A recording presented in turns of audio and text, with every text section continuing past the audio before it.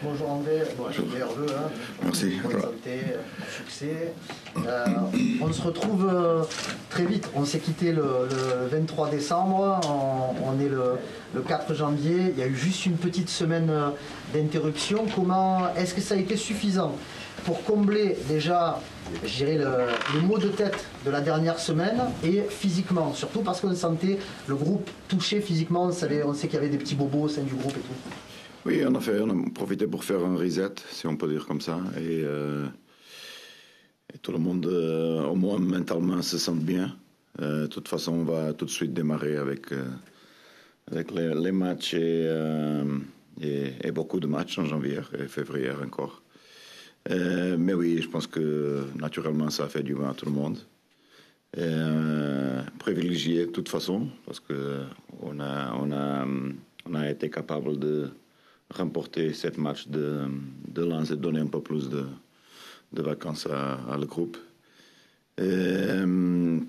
Privilégié aussi par rapport aux autres championnats, qui ont continué leur travail. Alors oui, c'est une bonne sensation jusqu'à ce moment-là. Mais on démarre tout de suite avec un adversaire qui est bien, qui joue bien au ballon, qui est dur de jouer contre, qui nous a fait beaucoup de mal la saison dernière, pas seulement à cause du résultat, mais des expulsions. Et va être un match dur, physique, intense. et c'est tout entré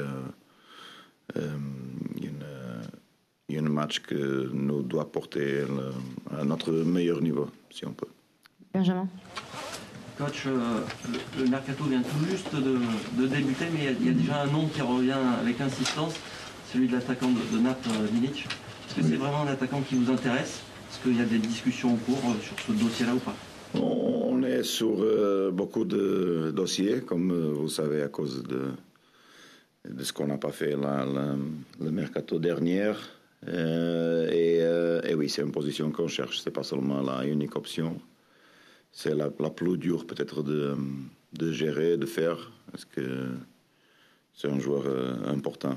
Et c'est pas trop simple à ce moment-là. On va refaire les conversations avec aussi le propriétaire par rapport à le mercato de janvier. Savoir où est-ce qu'on est, où est-ce qu'on peut arriver. Mais oui, à ce moment-là, on gère beaucoup de choses et beaucoup d'options.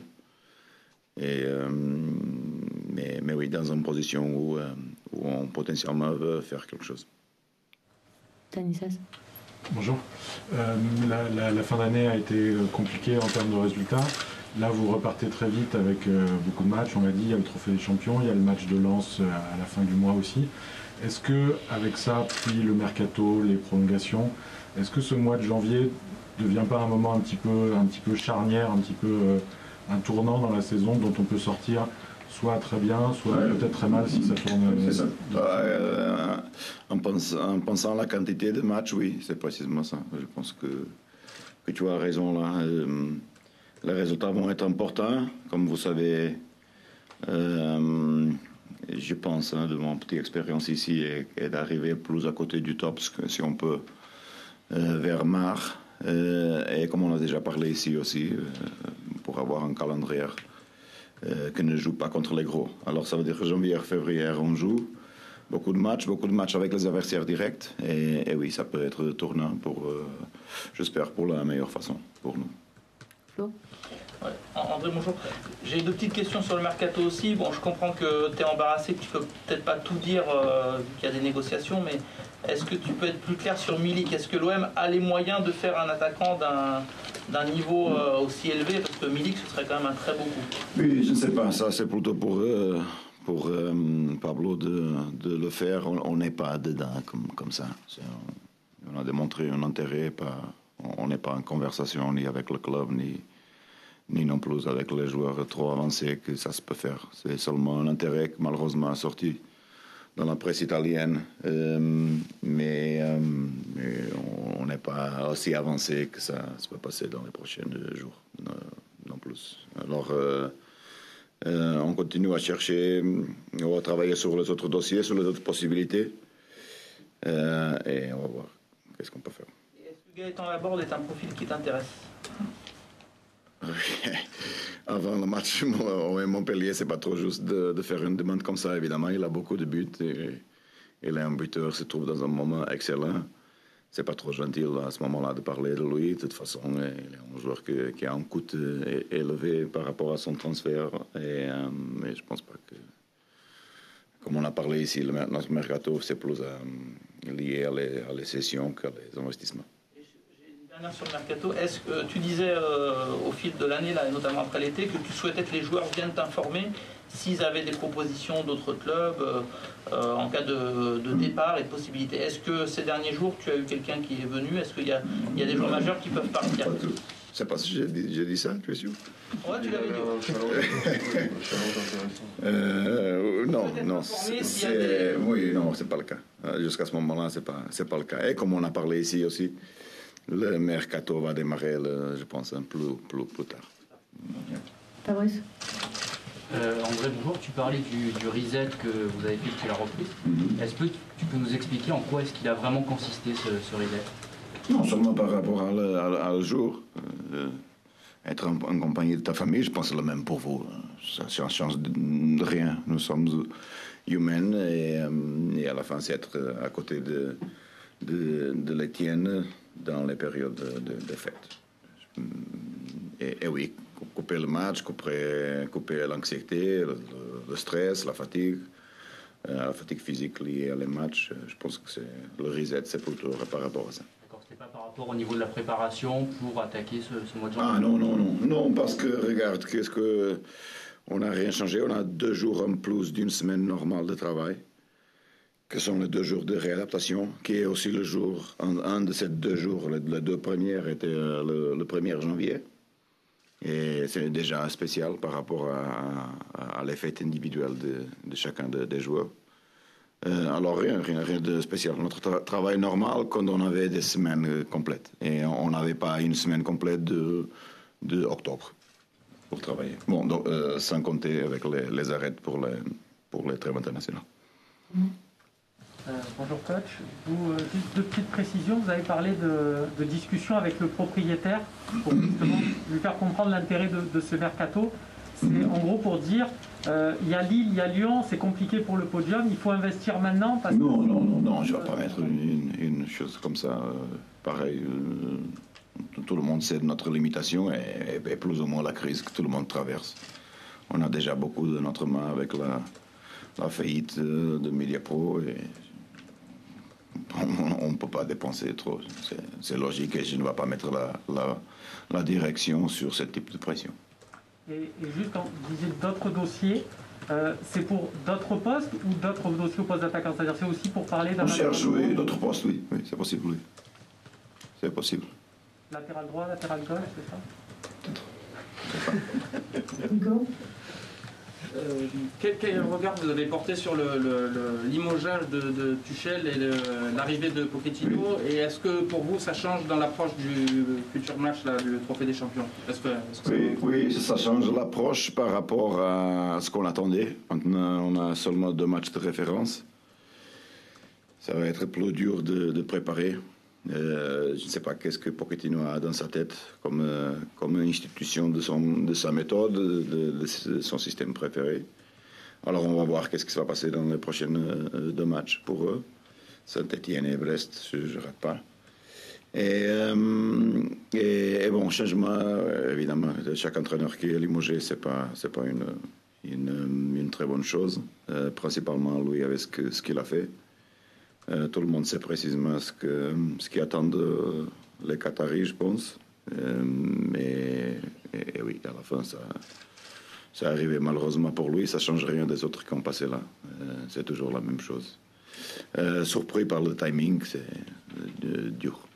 Pas dur, pas trop sympa. Mais bon, c'est à eux de faire cette décision. Michel. Bonjour coach. Bonne année avec un trophée si possible. Merci.